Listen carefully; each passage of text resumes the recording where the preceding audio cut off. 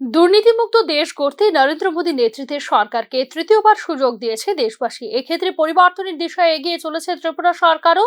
ত্রিপুরা বিধানসভার শীতকালীন অধিবেশনের শুরুতে নিজের ভাষণে একথা জানালেন রাজ্যপাল Indrasena Reddy নালু।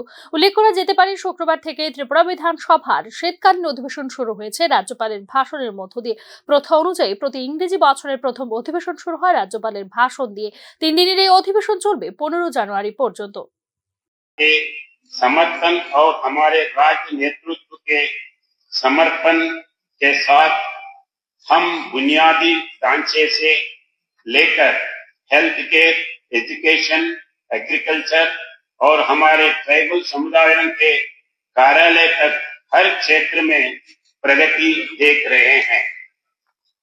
I am also happy to say that my government has adopted state emblem, marking a historic milestone in showcasing state's diverse culture and heritage. सबका साथ सबका विकास का एक दृष्टिकोण त्रिपुरा में गहराई से गुजरता है।